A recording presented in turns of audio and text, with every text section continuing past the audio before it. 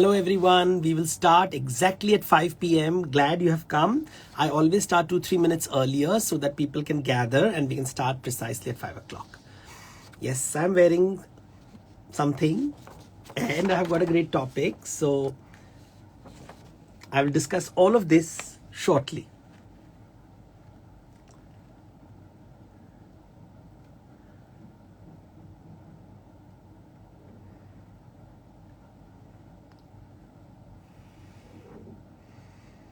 Oh good, we have got quite a number of people coming.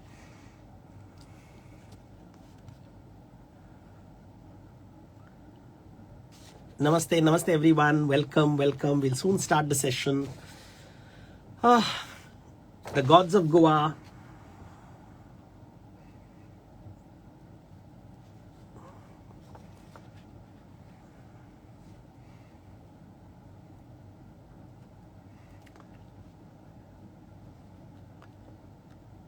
It's 4:59, so just one more minute and we will start. Show you some other images.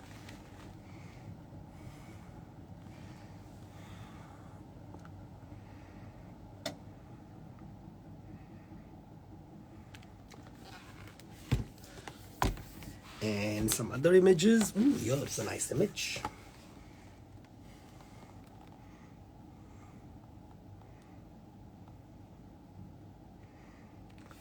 Yes, it's 5 o'clock. Welcome to Decode with Devdutt, a new, I've decided to start a series of lectures called Decode with Devdutt. And as part of it, this is the first session and it is Gods of Goa. I'm very excited to talk on this lovely topic. And I dedicate this lecture to Professor D.D. Kosambi. For those who don't know about D.D. Kosambi, he was a great scholar from Goa. And as a mythologist, he's very important because D.D. Kosambi introduced in India the idea, what is known as a material approach to mythology. So when we study mythology, even today, you will see a lot of people beginning their journey by looking at a text. So they'll read a Ramayana or a Mahabharata. Usually they don't go beyond these two texts, but there are the Purans, there are the Sthala Purans, there are the Loka Purans, there are the Mahatmyas, but they typically focus on text. So it's a very textual approach to mythology. D.D. Kosambi told us that maybe we should also look at societies which don't write. Not everybody writes, especially in a country like India, where oral literature is very important. In fact, it is far more important than the written literature. And we have to look at rituals, practices, the kinds of worship that exist. And that is the real thing. He's written this wonderful book called Myth and Reality that you must read, which focuses on caves and cave paintings and statues, structures, history, geography, economics. It's a totally new approach to mythology. Of course, he, being a historian, focused on what is called a proto-historical approach to mythology. That is, considering mythology to be history or a kind of history, which it is not. So let's be very clear. Mythology and history are very different. Mythology is part of history. It gives us some information about history, but mythology and history are not the same. No matter how much people will try to convince you that facts are not facts, history is not history, anybody can write anything and that becomes history. No, that's not true. But as we know, we live in a world of cockroaches and swans. To those who don't know and have never attended my lecture, let me explain certain definitions. Cockroaches, Saraswati's Vahan is a cockroach. Saraswati Vahan is a swan, and a swan or a hans, and a hans is able to separate, the mythical Hansa is able to separate milk from water, fact from fiction. In the same way, we have the abilities, the buddhi, to separate myth, history, fact, fiction, all these words. And I will explain the definition of the word myth from that shortly. Before I get into the topic Gods of Goa, we need a little groundwork for those who are not familiar with my work. A cockroach is someone who doesn't care because वो gutter में रहता है, and because they live in the gutter, they think everything is everything. History is mythology, physics is chemistry, biology is spirituality. So anything, they will connect anything with everyone. They just need someone to talk intelligently, maybe quote a few Sanskrit words, and they are the peoples who insist that when you wear a bindi, you're protected from evil forces. And since there are a lot of evil forces I've heard around, My team told me that you should protect yourself, Devdutt, please put a bindi on your head. So I decided to put a bindi on my head. I'll remove it shortly because, okay. I mean, itna kya darna hai? Cockroaches will always be there. They will survive the nuclear war. But we have to work with swans who know the difference. So for the swans, let me explain. Fact is everybody's truth. Fiction is nobody's truth. So there are two words. Fact, everybody's truth. Fiction, nobody's truth. In between these words is the word myth, which is somebody's truth. Some people's truth. It's the world of faith. It is the world of belief. It is, I believe in something. I believe in God. It's my truth. You may not believe in God. That's fine. You may believe in justice. I was telling someone that, those who believe in God, when something bad happens, they will say, God has given me a message. And they take it very positively, even when something negative happens. Those who don't believe in God, and when something negative happens, they say, there is injustice in the world. And they start believing in this notion of injustice, which is also a concept. So justice is a concept, God is a concept. Those who believe in God, believe in God. Those who don't believe in God, believe in justice. But we believe in things. And that belief is myth. That's the world of myth. And every community has its own belief system that it communicates through stories, symbols, and rituals. Let me remove this because, well, I think the point has been made. When I talk about gods of Goa, I'm trying to understand the belief systems of the people of Goa. Now that in about 30 minutes will be very difficult to achieve. In 30 minutes, I cannot achieve everything. But I will try to give you a way and an approach. There are a lot of young people who have joined the session, and I want to explain to them why this topic, Gods of Goa, is important, right? I want to share with you this image. I drew this image 2009, that is over 13 years ago. So this picture that you can see this actual picture. If you go to the Moda Goa Museum, Wendell Rodrigues has, Jerome Wendell's partner is building this beautiful museum, which was the dream of Wendell Rodrigues. And I met him about 15 years ago, and he called me to his wonderful house. And he told me, Devdutt, I want to know the mythology of Goa. I mean, there's so much of history, but there is so much hidden. Not everything is told, and a lot of things are found in stories. And I want to know those stories. So can you tell me the mythology of Goa? And I started illustrating it for him in this. It's a black and white thing. We have done a colored version of it, and I think the Moda Goa Museum will start next year. So please go there and you'll see this. And I tried to explain to him. I said, I don't know. I never thought about this topic. I never thought about mythology of Goa, because Indian mythology, Hindu mythology, Buddhist mythology, Christian mythology, Islamic mythology, we use these words. I had never applied the word mythology to this specific geography like Goa. And he forced me to think. So really, along with D.D. Kosambi, I would like to thank Wendell for making me think about the gods of Goa. Because then I realized that, although we use words like India is a very big country. And mythology has to be seen from not just a historical lens, but also a geographical lens. The mythology of Odisha is very different from the mythology of Goa. My parents came from Odisha, and they would talk of Jagannath Puri. Now, if I go to Goa and talk about Jagannath Puri, nobody will understand it, because they will say that, yes, we are Hindus, but they will say Jagannath Puri, we don't understand. If I went to, I showed the picture of the Mangeshi temple to people in Odisha, they would say, this temple looks very different. This is not the way temples are designed, because Odisha's history and Goa's history is very different, and therefore the architecture is very different. Goa's history has 500 years of Portuguese rule, and therefore the gods of Goa have gone through a lot of changes. Their houses have gone through a lot of changes. Therefore, geography is important.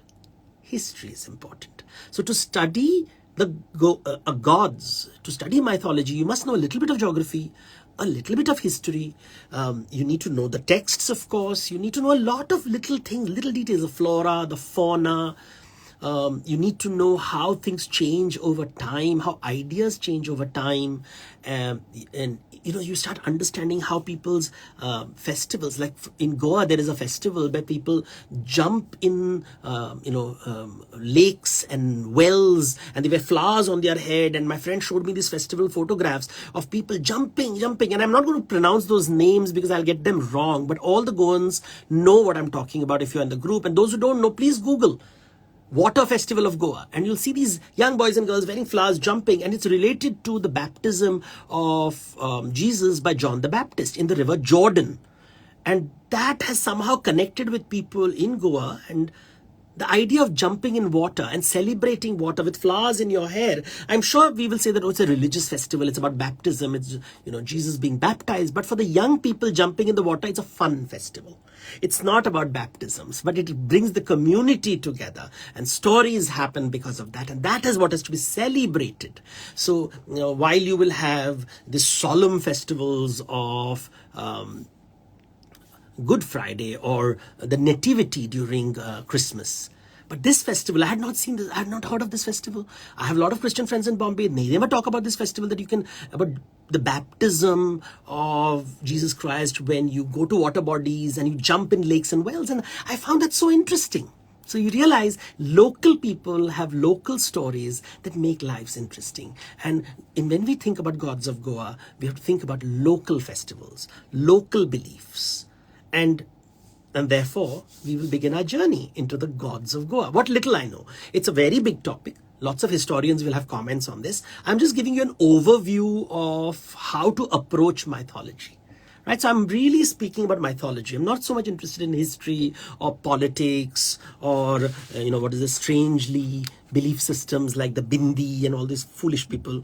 But it's this ideas which come from there, because beautiful ideas come from people, and we can use ideas to torture people. Like I can use the Bindi to talk about love, romance, affection. I can also use the Bindi to traumatize people and say that torture people and traumatize people, and cockroaches will find anything worth tormenting people.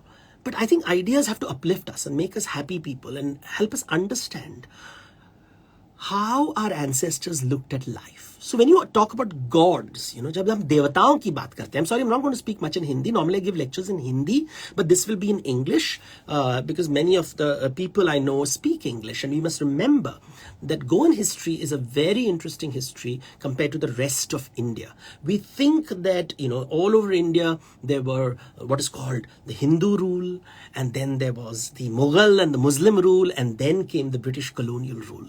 That is not what happened in Goa. In Goa, there was what we call the Hindu period, and followed by the Portuguese period.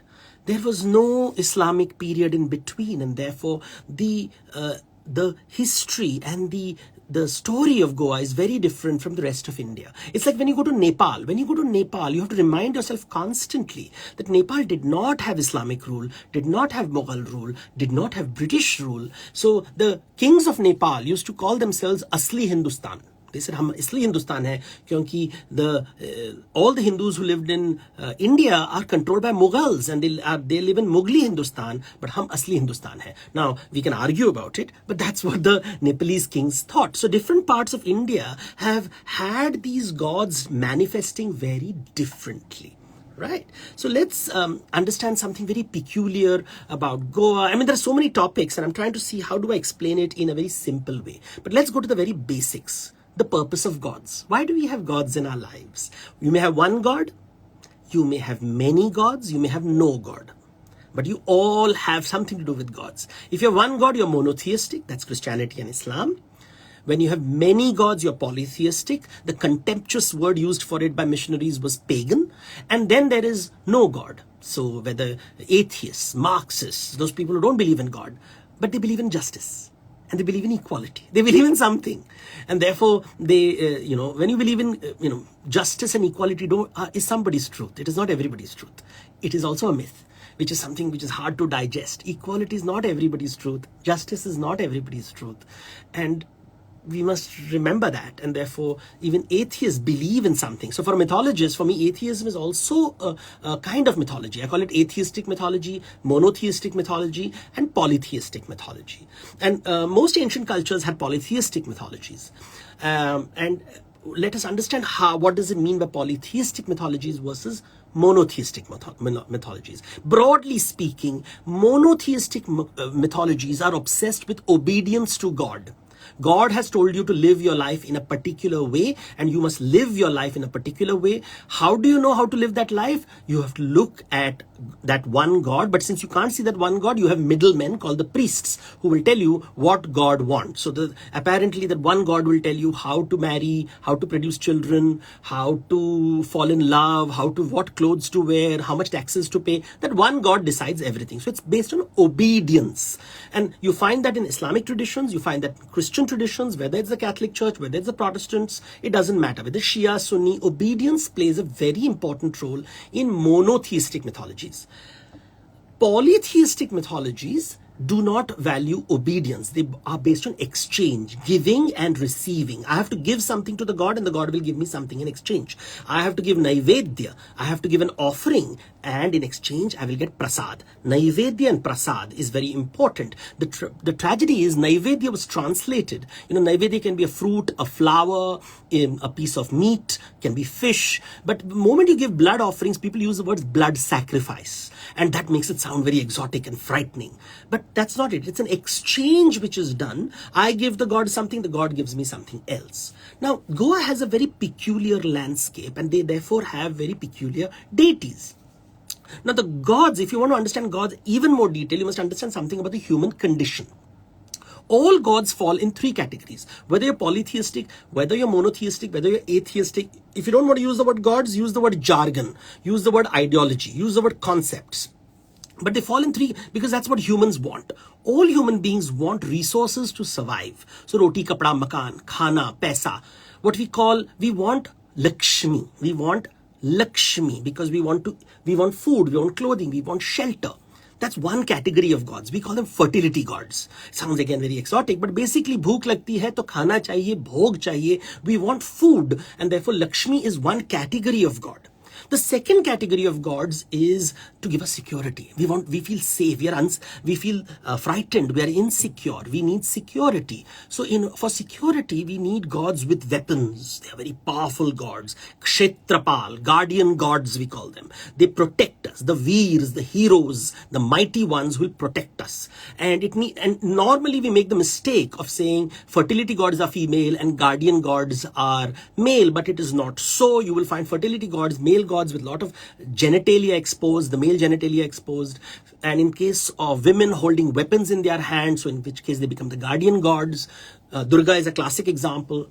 And between our need for Lakshmi, resources, and our need for Durga, that is security, we also have a need for meaning, artha. We want meaning in our lives, and therefore Saraswati comes into the picture. And Saraswati, and meaning is a complex word. I want meaning, and I'll elaborate a little bit on this because Saraswati plays a very important role in our lives. Because human beings, all animals want food and security. All animals, all plants. Look at the plant. The plant has got leaves because it wants the sunlight, it wants resources. Plants have thorns because they want security. So even plants need Lakshmi and Durga. But what about Saraswati? And that's where human beings come, because we have a larger brain. And because we have a larger brain, we have the capability of imagination. And because we have the capability of imagination, we are saying, what is the purpose of life? Why do I exist? Why do I, what is this whole life all about? Ye zindagi ka matlab kya hai? And when I can't find meaning, I want entertainment. I want someone to entertain me. And therefore Saraswati does two things. At one level, she'll entertain you. So she is the goddess of singing and dancing and the arts. At another level, she'll give you meaning, artha. She will, the goddess of philosophy, the goddess of metaphysics, the goddess of epistemology, humanities. So she's all the goddess of all the knowledge that helps you make sense of life. So that is the world of Saraswati. So all gods can be classified into these three categories. For example, when monotheistic religions, we will say that, monotheistic religions also talk about resources. The monotheistic religions also talk about security. Monotheistic religions also talk about meaning. So these three words, Lakshmi, Durga, Saraswati. So now let's go to Goa even more deeply. Now that we have discussed this, which is universal, we'll now come a little more particular. Now Goa is a sliver of a land. It's a very sliver of a land with, on one side you have mountains and the other side you have the sea. And between these two lands, there are rivers flowing, estuaries going into the sea, and there's a very small place of land where you can do farming. But doing farming is not easy in Goa. You need to make you have to use the laterite stone, the stone over there. You take the mud and then you dry it in the sun. It becomes very hard, rock hard, and you have to control the rains from washing away the land. The rains can wash away the land, so you have to create embankments, you have to create water dikes, lot of works. In other words, you need a lot of collaboration to create those farms. So let's understand. So, Goa was not inhabited by humans all the time. There was a time when Goa had no human beings. 50,000 years ago, if you traveled, there was no human being in India. We would like to believe that Indians came like vegetables from the earth. They didn't. We migrated into this country, and different people migrated. And, one of the migratory routes was the coast, which means even the earliest humans would have passed through Goa's beaches. Right? The earliest humans from Africa would have come, they would have traveled along these beaches. And what would have they done about, say, 8,000 years ago, 10,000 years ago? I mean, the earliest humans entered India around, we are told, 50,000 years ago. But after the Ice Age, let's look at, Ice Age period 10,000 years ago. What did they do? And there are indicators in Goa that they did petroglyphs. They made a lot of rock marks on the ground. On the earth, they would carve out images of many things. Now, there's this wonderful book which you must buy if you love. It's by Pantelio Fernandez. He was very kind enough. He's done this book called The Outdoor Museums of Goa. So I'll show you a lot of images from his wonderful book. And look at these images. These are petroglyphs. I saw them when I was in Goa. Petroglyphs means drawings on stone, and they are on the ground, and they carved these very strange diagrams. Were they talking to the gods in the sky? We don't know. But they had some reason they were communicating, and they were obviously not communicating with each other. They were also communicating with someone who lives up there. They were not carving it on rock faces. They were carving it on the riverbank, on the ground. Were these magical rituals? We don't know. But it's something interesting because you have images of women, you have images of men with big genitalia. They're trying to communicate something. We don't know much about them. We also know that there are rock formations put in circles. In Goa, you find these rocks that are found in circles. These are again Stone Age, the Stonehenge is such a big thing. But there is a Stonehenge in Goa also, which people don't realize. Nowadays, I think the village people sit around it and have meetings, I'm told. This is what Pantelio has told me. So there are these, look at this. I don't know if I can show you this image very clearly. Look at this. These are not random rocks. Somewhere 10,000 years ago, there were people who put these rocks in circles. Why did they put in circles? Were they trying to measure the sky, the movement of the sun, the equinoxes? There are dolmens and menhirs. They put these rocks one on top of the other. We don't know what they are. Anyway, for a long time this happened. Then what happened in Goa? Another migration. We know that the Harappans were trading along the sea coast. Did they come as far as Goa? We don't know. We have no Harappan settlements in Goa. But about, say, 5,000 years ago, Harappans coming to Goan side? Maybe they were. Maybe they were. I know the Gujarat was a place where Harappa trade was taking place. They used to use shells from Gujarat, but we don't know. After that, what happens? Then the local people over there, when we are talking about the Goan, they were hunter-gatherer people. So they would be hunting, they would be gathering food. Subsistence farming was going on. They used to grow nachni, which is called ragi. Locally, they would grow these things. And they did not have kingdoms as we know it. There was no need for that. When did this all start? The need, if you look at what is the unique thing about Goa that you don't find in much of the country today, is they have community villages. And this is where the gods of Goa start to take shape. The community villages start to appear. Over time, people started figuring out how to do rice farming. And when they started doing rice farming, they had to collaborate with each other to make embankments, to make these. And that means if I'm helping you, you better give me a share of the harvest. And they started creating community villages. And the thing about Goa is that if you look at, on one side, there are mountains, on the other side, there is the sea. And there are water channels, there are rivers dividing them. If you have enough food in your area, you don't have to travel to other villages. So people were relatively isolated. You didn't know your villages. Even today, you find a lot of division within Goa because of the rivers. Now you have these huge bridges connecting North and South Goa, and bridges are there everywhere. But in the old days, you didn't have to cross because you have enough food around you, have enough fish, you have some nachni growing, you have fish, you have got some animals, you have got the pigs, you have got the sheep, you have got the goat, you have got the cow, you have got the buffalo. You're enough. You have enough to eat and you're okay. You live a happy, comfortable life. You don't need, and you have gods of fertility. So ant hill goddesses become important. The Sateri Devis which are there in is very important. The ant hill is very important with a snake. Now, people in, some of the American Hindus think that snakes are evil creatures. That's a Christian concept. That's a Muslim concept. In Hinduism, snakes are holy. And they are, especially if they are associated with the ant hill, which has been abandoned by termites or something. And they would consider this to be holy places because they lead to the underworld. And remember, all wealth comes from under the ground. Water comes from under the ground.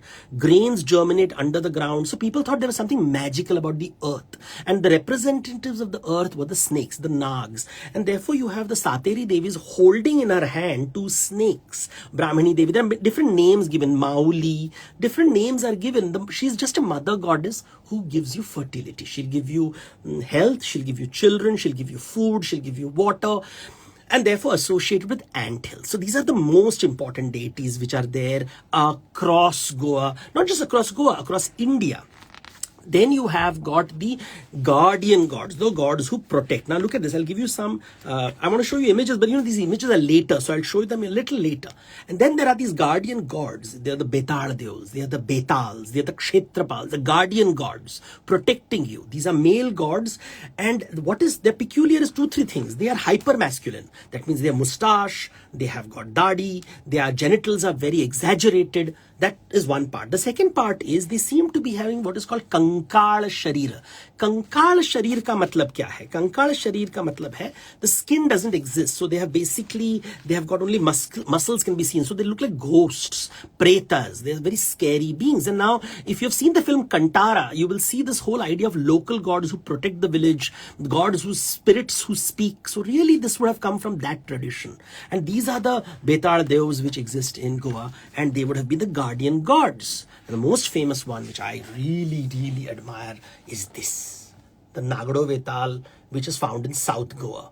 Again, Wendell showed me this image, and I was very impressed by this image, and I went and saw it, and it's really very powerful. And you can say that, this is all in your imagination, but you feel the power, and you want to enjoy that power, and you want to feel safe and secure. And our own insecurities come out, and I would rather, engage with that belief system. So there is the guardian gods appearing. And the villages started dividing themselves, and then you have got this concept of villages, because there many communities started coming in. They had something called a Gramadev and a Kuladev concept. Gramadev is associated with the geography. Gramadev is associated with the geography, and Kuladev is associated with the family. So Gramadev is associated with the earth and the rock and the rivers, and these gods were there. And then the Kuladev is associated with the communities who would perhaps migrate to Kulkadeva. The Kuls will migrate depending on places. And this brings us to the interesting concept of migration. Did people migrate into Goa? Of course they did. The early migrants would be traders, then they would be cattle herders, there would be Buddhists. There are caves in Goa which are Buddhist caves. There were Jain caves that they were associated with traders. And then came the famous Brahmins. The Brahmins also didn't come like vegetables from the earth. They traveled. Where did they come from? The earliest Brahmins were from the Gangetic plain. That is why even today everybody is very proud कि हम काशी के ब्राह्मण हैं, कन्याकुब्ज के ब्राह्मण हैं, सारस्वत ब्राह्मण हैं, all north. They'll always talk about northern places, because the assumption is the purest Brahmins come from the north. Even today, see, the Hindi belt tries to dominate the rest of India because Brahmins come from the north, and that's a very important idea. And they travel across India. You will have something called Dakshina Ganga, Dakshina Kailas, because they'll say Ganga was brought from the north to the south, Kailas Parvat was brought from the north to the south, which tells you about the spread of how Brahminical culture spread across. And therefore you have the Brahmin gods coming to, at least the ideas. And what is happening is, this happens around 2000 years ago. 2000 years ago, major Brahmin migrations take place in the southern part of India. This is when the Puranic literature is written. This is when Shiva and Vishnu become important gods. This is when Ramakatha and Krishna Katha become very important. And they're related with royalty. Kings start inviting the Brahmins to their courts because Brahmins were educated and they knew astrology, architecture, medicine, finance, legal matters. They were experts. They were like the civil servants on hire. You could hire them. So many kulas came, and they came to Goa. Now what was interesting is, in Goa they had their gods, and the village had the community, they would share the gods. And how did they take care of the gods? They took care of the gods. They had a community of dancers and singing women. There were special women in Goa who were told that you will take care of the gods all the time. You'll sing for the gods, dance for the gods, take care of the gods. Because you are with the gods, you are completely free women. You will own property and you don't have to marry any man. You will never marry. You're free. You're free. You do what we call modern women. They had access to power. They had access to Lakshmi. They were access to Saraswati. They had everything. They were not allowed. They said, do not have to marry. नहीं शादी करना है तुमको, तुम free रहो. And these women were extremely talented women. And then the Brahmins came along, and the Brahmins said, you know what, we know how to talk to the gods because we know Sanskrit. So they said, okay, why don't you join the community? Join the community. And that was fine because the Brahmins knew how to talk to the gods. But over time, something changed. And many of the Brahmins fell in love with these priestesses. So the Brahmin priest and the dancing priestesses, had relations. But the Brahmins were surprised. They were saying, oh, you will not marry us. And the women said, no, we are free women. We will not marry. We can, have as many lovers as we want because that's our culture. And you find these stories not just in Goa. You also find them in Kerala. Some of the oldest Kerala literature talks about Brahmin priests and the relationship with the educated. What we use words like courtesans and devadasis, these are very sad words which should not be used. These were liberated, independent women who had access to arts, culture, dance, everything. And they connected with these. And, you talk to educated people. And the Brahmins said, okay, fine, we understand that you don't think marriage is very important. And even in ancient India, you had these three types of women. One woman who married one man and was faithful to that one man. You had women who were faithful to... who had many husbands, and then there were women who were nuns. They didn't marry at all. So three types. So if you read Tamil literature, they will talk about the nun who had no man in her life, then the Pativrata Kannagi who had only one man in her life, and then you had the women like Madhavi who had many men in her lives. And that culture has been wiped out from our history. We don't talk about these women at all. If we talk about them, we'll always talk as Samaj Sevaks. Oh, we want to help and uplift these women. Of course, what does it mean helping women? These women is like get married to a man so that he has all your property and you have lost all your freedom. That is liberation of these women, which is very sad. But that's what many social reformers did. They basically told these independent women that, if you marry and give up all your activities, then you are liberated. So that was apparently saving these women, which is very, very sad. They were independent women. They gave India the arts, the culture, the music, everything came from them, really. And the Brahmins admired them at one stage. And then gradually, when power is corrupt, right? Power will always corrupt you. And that's when the caste system came into the picture. Gradually, the Brahmins created this concept of purity. What is pure and what is impure? And they started building temples where they will say, okay, this part will be for the pure people and this part will be for the impure people. This is where vegetarian food will be served and this is where non-vegetarian food will be served. And gradually purity was used to create power. When you want to understand caste, you must remember the concept of purity. Now, purity is somebody's truth. It cannot be measured.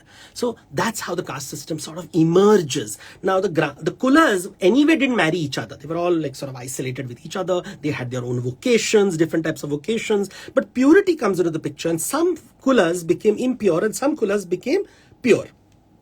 Now that is when Islam comes into India. When Islam comes to India, really Goa doesn't get affected a lot.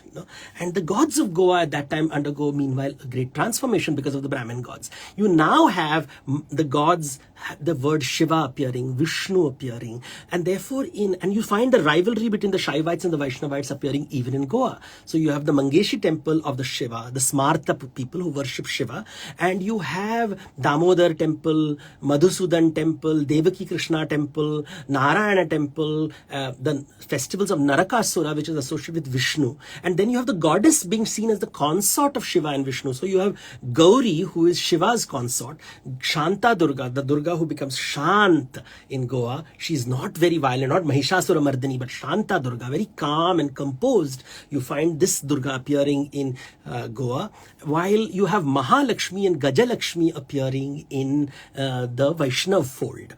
And these gods are emerging, and we must understand that all these ideas are emerging in the last 2,000 years, in the 1,000 years. The Mukhalinga is being, the new rituals are emerging, and that is when temples start to be built. But exactly when temples started to be built, and that is when the Islam comes into India. And Islam, unfortunately, does not have impact in many parts of India. We think it is applying to all parts of India. That's not true. Goa definitely had very little influence of Islam. The only influence you have of Islam is that many Arabs used to travel from Goa to Mecca, and so there was some, they had built some mosques over there. They were called the Moors by the Portuguese. The Portuguese hated them and killed them all and broke all their mosques. But some influence is still there today. If you go to a Goa temple, you will see the way the lamps are placed, one on top. The Deepastambha, which is there, which is very different from the way it is in Maharashtra and Madhya Pradesh. Deepastambha has a Bahmani influence. It is a very strong Bahmani influence. Even the gateway of the temple is a very peculiar structure which is there, which again shows a very strong Bahmani influence. You see this in especially many parts of Maharashtra also, the Bahmani influence, which doesn't look like a, it's a very Arabic artwork style with the musicians sitting on top, and of course they were kept hidden because somebody decided that they were lower castes. Or maybe they didn't want them to fall down, whatever. These are the stories that we have. But then came the Christians, the Catholics. And when the Catholics came, of course, they came with new ideas. And when they came over there, they saw these community villages. And they saw these community villages where food was being shared with the priests, the Brahmins. Food was being shared by the priestesses, the dancers and singers, and the local communities. It was a very collaborative community ecosystem. They did not have feudal lords as we know it, who would take, the kings would take, the Kadamba kings would take a share of the property. But really, Goa does not have a very strong military history, that of the Chalukyas and the Rashtrakutas and the Pallavas and the Cholas. You don't hear that much in Gopakapatnam. That was the old name of Goa. You don't really hear these stories in Goa so much. Although there are images of Veera stones, of soldiers, and there are Sati stones also found in southern part of Goa, more which comes at the latter part of Goa. So as you can see, there are many things I can talk about, but now I'm like, okay, it's 5:30. How much more do I talk? How much do I tell? There's so much to tell. When we are talking about the gods of Goa, I wanted to talk about the evolution of it, how it emerges from an iconic figure, how it moves to the anthill goddesses, how it moves to the guardian gods, gradually how main Hindu gods like the Shiva, Vishnu, Gauri, Mahalakshmi emerges. And then comes Christianity, and with Christianity, new ideas. One of the big things which comes is the architecture. If you see some of the temples in Goa, the dome structure, the way the design of the temple, you can see the influence of the Vatican, and you can see the influence of the dome structure, which is really not found in, it's a unique thing about the Goan temples. But what the Portuguese brought, everybody talks about Inquisition, and we have this very simplistic understanding of these periods. Of course, the Catholics did not like dancing and singing women. They did not like the dancing and singing women at all, because you see, sex is sin, and these women were celebrating sensual pleasures, and they were dancing and singing. And then the Brahmins found an opportunity, and they said, you know what, if these women go away, then we have full control over the temple. So across India, not just in Goa, across India, suddenly Hindus became very puritanical and said, all these dancing and singing women have to be thrown out, so that all the temple control comes to the men. This is true in Jagannath temple, this is true in Tanjavu's temple, this is true in Kerala. You find this whole lobby of Indian men saying that we want to be pure and pious. And we don't like these women, because you see, these women were independent, they had access to wealth, they did not have to marry. And suddenly the law was passed, even the British passed the law that property can be owned only by men.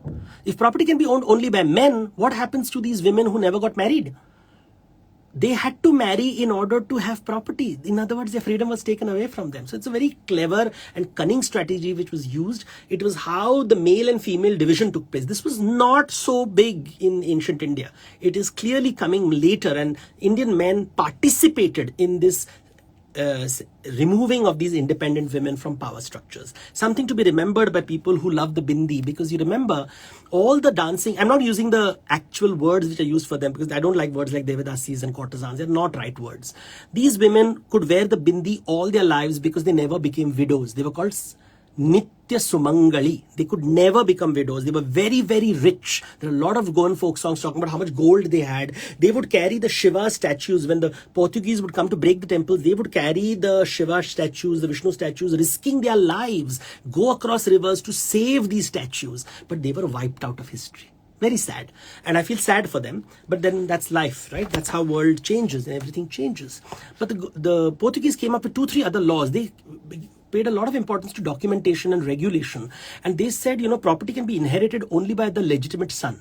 Now, how do you know you're the legitimate son? Well, you have to get married in the church, which means suddenly Hindu families had to convert, and the son had to become a legitimate Christian member and a legitimate son in order to have the property. So that's how the concept of Christian Brahmins emerged, which I never knew. But there's something called a Christian Brahmin, which is found in Goa. I had never heard this term, but comes, so nothing to do with the gods. But remember, the Brahmins were the priests of the gods, right? But they could now be also for the monotheistic god, they were special. For the polytheistic gods also, they were special. The Mahajan communities emerged. You have so this is one law which was passed. The second law which was passed was that the temples need to have a clear owner. So the Mahajan laws were passed that suddenly temples became private property, and they were communal property. They belonged to the village. Suddenly they belonged to one kul only. And guess which kul? Pure kuls. So the Brahmin kuls. So you have the various Brahmin communities who took over because they were educated. And because they were educated, they could sign the documents. The uneducated people lost. This is how Saraswati was misused to gain power and Lakshmi. And that's what Gods of Goa tells us. So when you study the Gods of Goa, yes, we must talk about Parshuram, who came and threw his axe and cleared the sea and created a new land. That's a nice story to hear. Or how Vaman Avatar came and crushed Bali Raja and brought a new way of thinking to the land. These are stories that we hear. But there are also stories of the village goddesses who brought everyone together. Somebody cooked for her, somebody danced for her, somebody sang for her, somebody gave her clothes, and somehow gave her food. And the village lived together on these goddesses. These were the goddesses and the gods who belonged to everyone. This was equality in its finest form. Everybody did their own thing. Everybody had, of course, their squabbles, but the gods brought you together. The gods did not divide you. But over time, the gods became divided. The Shaivas would not worship the Vaishnavas. The Vaishnavas wouldn't worship the Shaivas. This god is superior god. This god is inferior god. This community can enter the temple. That community cannot enter the temple. And then, of course, monotheism came, saying that all the polytheistic gods are pagan and evil spirits and to be rejected. And then, of course, the atheists came, who said even the monotheist god has to be rejected. And then we could talk about that's not diversity and inclusion. So when you study the gods of Goa, please go to Moda Goa and see these images, where you'll see the images of Shanta Durga. And remember, Goa is the only place where Krishna is worshipped as the killer of Narakasura. The burning of Narakasura is a ritual which is found only in Goa. It is not found. North India has Ravana being burned during Dasera, but during Diwali, Narakasura is burned, unique to Goa. Goa has other festivals. There are spring festivals where people have, what is it called? Shigmo rituals, or the first harvest ritual. In the early days, the first harvest was given to the Grama Devi, and of course the Brahmins and the priestesses. Today, Mother Mary, many Christian communities will give the first harvest to Mother Mary. That means the old practice continues. And that's how you learn about the gods. So the gods of Goa help you understand the history of Goa, the geography of Goa, the politics of Goa, the economics of Goa. That is what mythology does. It helps you understand people without judging them. You understand people are insecure, people are hungry, and people are seeking meaning, and in the process do foolish things like cancelling lectures. But we must forgive them because they're children. Because in their next life, तुमने जीभ काटा है, बगलामुखी को मत बोलो, वो तुम्हारी जीभ पकड़ लेगी. If you believe, if you don't believe and think this is all strategy, then it doesn't make a difference. But if you believe, कर्म का फल भुगतना पड़ता है. तो believe. And I hope you enjoyed my lecture. I'm sorry I'm not keeping it interactive. No time for that. But I hope you enjoyed this lecture. It was a very fast lecture. There were so many things I could talk about. But that's what happens to me, But please, please, please read this book. This is a fabulous book by... Oh, sorry, ulta hua. Ye hai the Outdoor Museums of Goa. And thank you. And Gods of Goa in Moda Goa. And please, please read Myth and Reality of D.D. Koshambi. Fabulous book, fabulous book. Dated today. There are many new ideas that have emerged, but important if you're a student of mythology. And thank you for everyone in Goa for being so kind. I love you because I learned so much from you.